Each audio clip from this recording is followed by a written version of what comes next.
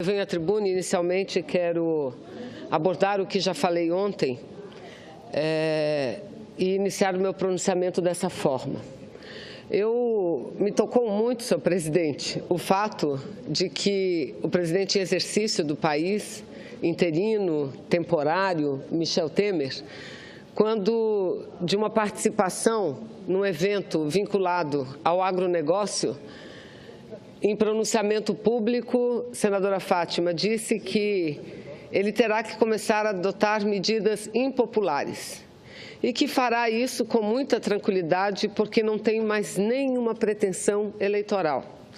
Vejam os senhores e senhoras a afirmação do senhor presidente Michel Temer, que vai ter que adotar medidas contra o povo brasileiro. E ele reúne essas condições porque não tem nenhuma pretensão eleitoral. Como que, senadora Fátima Bezerra, para resolver os problemas do Brasil, fosse necessária a aplicação de medidas antipopulares. Eu ouvi aqui com muita atenção o pronunciamento do senador Jorge Viana, quando disse da necessidade de desenvolvermos no país uma grande campanha, e que o país adote medidas para baixar efetivamente as taxas de juros, que essas sim são as mais escorchantes do mundo. O Brasil é campeão, entre todos os países é o campeão, é aquele que mais elevadas taxas de juros pratica. E isso que faz com que o nosso custo Brasil seja caro. Isso que faz com que as pessoas tenham dificuldade de acessar ao crédito. Mas o presidente interino, provisório, como diz a senadora Fátima Bezerra, ao invés de levantar essas questões, vai ao encontro de grandes empresários do setor de agronegócio e diz que adotará medidas antipopulares. E a que medidas ele se refere? Ele se refere à reforma da Previdência, ele se refere, senador, à PEC 241, a essas questões em que eu vou falar aqui durante o meu pronunciamento. Ou seja, com essa posição, mais uma vez, o presidente interino deixa claro que a estratégia deste governo provisório é agir, a estratégia que ele está usando, no momento agindo de forma perdulária, na interinidade, para promover um arroxo demasiado caso consiga se manter no cargo, ou seja, caso ele seja vitorioso no processo que corre contra a presidente Dilma aqui no Senado Federal. O Congresso Nacional, lá, logo após a posse desse presidente interino, deu o aval a essa artimanha que vem sendo adotada pelo presidente interino, quando aprovou o projeto de lei que alterou as metas fiscais para que o governo pudesse fechar este ano de 2015 com um superávit superior a 170 bilhões de reais. Ou seja, o que o Congresso Nacional fez contra o nosso voto foi dar ao presidente interino um verdadeiro cheque especial, para que o governo pudesse, ao seu bel prazer, determinar como gastar um dinheiro que não existe, um dinheiro inexistente. Ou seja, senhoras senadoras, deputados e deputadas que apoiam este governo golpista e interino e que foram os primeiros a criticar a presidente Dilma, quando ainda no final do ano passado, no final do ano de 2015, ela encaminhou ao Congresso Nacional uma proposta de lei orçamentária prevendo um déficit de aproximadamente 20 bilhões de reais. Pois foi exatamente o Congresso Nacional que não aceitou um orçamento prevendo um déficit de arrecadação, porque dizia àquela época que isso seria muito ruim para a economia nacional, que isso seria muito ruim para a imagem do Brasil, sobretudo no exterior, e que afugentaria atraria muitos dos investimentos, sobretudo externos. E o que o Congresso Nacional fez? O Congresso Nacional transformou aquilo que era em déficit num superávit, o que obrigou a presidente Dilma, ainda no mês de abril, a encaminhar para o Congresso Nacional uma proposta, um projeto de lei, um PLN, modificando a meta fiscal desse ano, passando dos 20 bilhões aproximadamente de superávit para 96 bilhões de déficit orçamentário. E o que o senhor Michel Temer fez? Qual a primeira medida adotada por ele quando chegou pelas portas dos fundos no Palácio do Planalto? Foi encaminhar uma emenda a esse projeto de lei de modificação da meta fiscal e ampliou a projeção de 96 bilhões de reais para mais de 170 bilhões de reais, ou seja, 74 bilhões além da proposta que havia sido encaminhada pela presidente Dilma. Com qual objetivo? Promover a gastança neste primeiro momento no poder. Para quê? Com um objetivo muito claro: se garantir no poder, garantir que o Senado Nacional mantenha a presidenta Dilma afastada e afaste-a definitivamente. O Brasil já começa a ver que são os verdadeiros objetivos do presidente interino Michel Temer. As alcunhas do governo vacilante, trôpego ou sem rumo ocultam um projeto claro: manter-se no poder a qualquer custo, para então promover um desmonte sem precedentes do Estado brasileiro. Aliás, é exatamente a jornalista Mônica Bergamo que publica um belo artigo no dia de hoje, e fazendo uma comparação do velho Michel Temer com o novo Michel Temer. E através dessa comparação, levantando as contradições sobre as quais ele governa.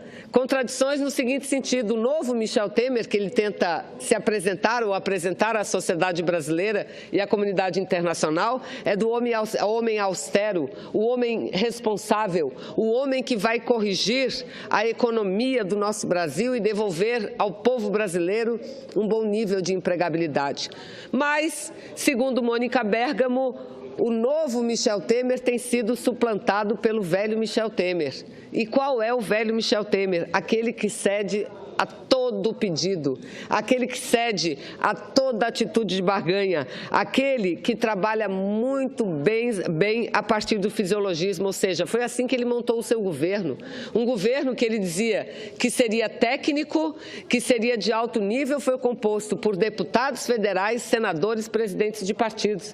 Nenhuma crítica a nenhum parlamentar, aliás, eu sou uma parlamentar, nenhuma crítica, mas todas as críticas, não só à incoerência, mas ao descompromisso desse presidente interino, que prometeu para o Brasil uma coisa e que agora está entregando outra coisa. E Mônica Bergamo diz de forma muito clara: o velho Michel Temer tem sido muito mais forte do que o novo Michel Temer. Este governo, seu presidente, tem um objetivo e por isso promoveu o golpe, que é destruir o Brasil, destruir os direitos que os brasileiros conquistaram, destruir o protagonismo conquistado a duras penas pela nossa nação nesses últimos anos. Veja, se o governo do então presidente Fernando Henrique Cardoso apontou como alvo a era Vargas, tentando toda sorte de manobras para atacar a CLT e os direitos trabalhistas, este governo biônico escolheu como inimigo central o texto constitucional de 1988. E nunca, senhor presidente, senhores e senhoras senadores, sairá da minha memória um pronunciamento que eu ouvi, que eu assisti, o pronunciamento feito nessa tribuna, de um colega senador nosso que dizia, olha, li com muita atenção, aliás, ele reproduzia um artigo, não me lembro exatamente de quem, quantas vezes a Constituição brasileira de 1988, que é a Constituição Cidadã, fala de direitos. E quantas pouquíssimas vezes falam de deveres, ou seja, dizendo ele que nós precisamos substituir as palavras direitos, senadora Fátima, por palavras deveres, e que o Estado brasileiro não suporta mais garantir ao seu povo essa quantidade de direito, como se nós vivêssemos num mundo ou num país onde o nosso salário mínimo fosse suficiente para a manutenção digna de uma família, como se nós vivêssemos num país onde, de fato, a assistência à saúde saúde fosse universal, fosse equitativa e de qualidade. Não é? Vivemos, pelo contrário, num país cuja gente, apesar de mais de 40 milhões de pessoas terem sido tiradas devido aos programas e políticas sociais dos governos Dilma e Lula, apesar disso, ainda temos no país um grande contingente de gente muito pobre e necessitada. A PEC 241, que eu me referia, é o exemplo mais claro da tentativa de destruir a Constituição de 1988 para atacar as conquistas como o SUS e a vinculação dos recursos para a educação. Mas esse é apenas o começo. Nenhuma garantia constitucional está salva da senha temerária desse governo. Qual o preço que o país irá pagar para a manutenção desse projeto de poder tenebroso? A quebra da nossa própria economia. A política fiscal desenhada pelo governo temporário, que é irresponsável e põe em risco as conquistas que tivemos a duras penas nos últimos 13 anos. Especialistas consultados pelo jornal Valor Econômico, e eu estou aqui com a matéria, senhores senadores, do jornal Valor Econômico de hoje, cujo título é Desconfiança no fronte fiscal. Os especialistas, economistas que foram ouvidos pelo jornal Valor Econômico, eles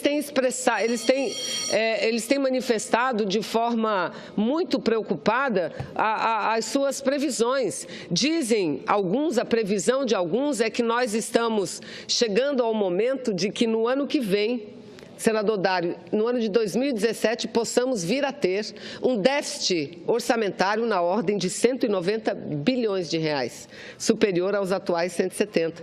Aí, os próprios economistas, cujos nomes não estão revelados na matéria, dizem que os mais otimistas preveem um déficit para o ano que vem na ordem de 110 bilhões e que aqueles mais realistas chegam à cifra de 150 bilhões. Agora, o que, senhor presidente, na opinião dele, esses números de tamanha magnitude poderão fazer com que a nossa dívida, a dívida bruta, deva continuar crescendo e chegue ao ano de 2018 a 85% do produto interno bruto, do PIB. Uma dívida que, ao fim do ano de 2013, era de 51,7% do PIB e que, em maio desse ano, ficou em 68,6%. A estimativa é que chegue em 85%. Pois não. Posso dar mais 2 minutos para Vossa Excelência? Pois não, e eu concluo. É que os senadores estão me pressionando. Não, perfeitamente, senador. Com 2 minutos eu concluo. Muito obrigada. Então, veja, são essas as projeções. Agora, quem é que está promovendo isso? Senadora Fátima, exatamente aqueles que afastaram a presidente Dilma, não porque ela tivesse cometido crime de responsabilidade fiscal, não. Eles, melhor do que todos nós, sabem que ela não cometeu crime nenhum, que não houve crime nenhum na execução do Plano Safra, que não houve crime nenhum na assinatura dos decretos. Mas eles mesmos dizem, ela está saindo porque ela destruiu o Brasil. Ela gastou muito mais do que o país poderia suportar e por isso o Brasil faliu, por isso o desemprego crescente, por isso essas dificuldades que o povo está vivendo. Então, esses que dizem isso são os que mais estão gastando. Gil Castelo Branco, que dirige uma ONG importante de avaliação do orçamento, tem divulgado matérias e dados que são assustadores. Porque quem disse que em momentos de crise nós precisamos sim trabalhar no vermelho somos nós. Para quê? Para que programas sociais não sejam diminuídos, para que o mais pobre não sofra. Eles, os senhores, a maioria dessa casa, que colocou no poder o senhor Michel Temer, é que diz ao contrário. Diz que não, que tem que ter austeridade. Mas que austeridade é essa? Com superávit de 170 bilhões de reais e uma gastança descomunal, 50 bilhões para os estados mais ricos do Brasil, em detrimento ao meu pobre, ao seu Rio Grande do Norte. Nós vamos começar a coletar assinaturas em apoio aos nossos governos para que o governo federal compense. Porque quando eles dão um perdão, moratória à dívida dos estados ricos, quem paga por isso somos nós, os estados pobres. Então, esse apoio aos nossos governos, aos nossos estados, nós daremos. Estamos coletando a assinatura e creio que até hoje, no dia de hoje, nós possamos concluir. Mas, enfim, senhor presidente, eu quero dizer que também a articulista Miriam Leitão, que é muito adepta à tese da austeridade fiscal, nós temos críticas em relação a isso, porque entendemos que tem que haver austeridade, mas a economia não pode vir sob o sacrifício, o sofrimento do trabalhador trabalhador. A economia tem que vir dos grandes. É o capital rentista que tem que diminuir que tem que diminuir as suas vantagens, que tem que diminuir os seus fantásticos lucros, e não o trabalhador. Ver o seu salário, diminuído os seus direitos arrancados, não. Mas o que disse Miriam Leitão hoje? Ao mesmo tempo em que envia ao Congresso as propostas para controlar gastos, o presidente, este governo agora interino, aprova aumentos de gastos. Falta coerência. Mais um minuto. Falta coerência no combate ao déficit fiscal. Ou seja, senhor presidente, eu quero daqui dizer o seguinte, que a casa está caindo. A casa está caindo. Muito antes até do que nós imaginávamos.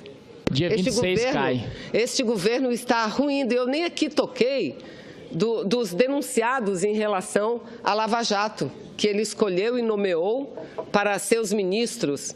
Eu nem aqui estou falando, por exemplo, que uma área importante do setor agrícola, de médios e pequenos produtores no estado de São Paulo, foi nomeado filho de um deputado federal, que por acaso também é o presidente de uma grande central sindical. Eu nem toquei nisso, eu estou falando em economia.